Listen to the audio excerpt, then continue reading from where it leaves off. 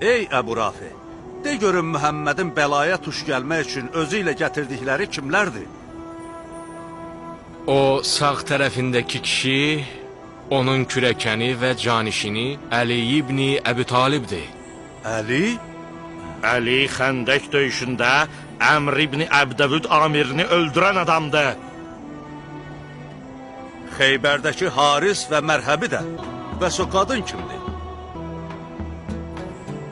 O Rəsulullahın qızıdır. Həm də Əlinin həyat yoldaşıdır. Elədir. O dünya xanımlar xanımı Fatimədir.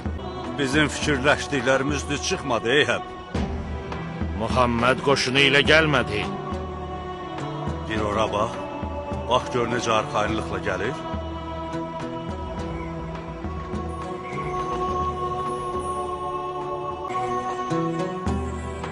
Görürsən Eyhəb.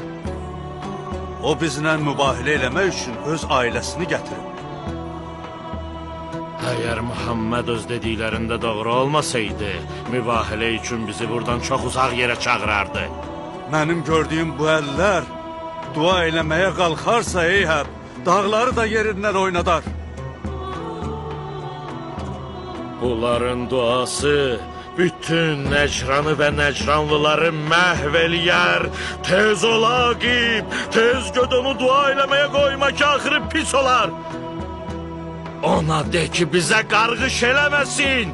De ona nifrin tökməsin. Dayan ey Mühəmməd, bizə qarğış eləmə.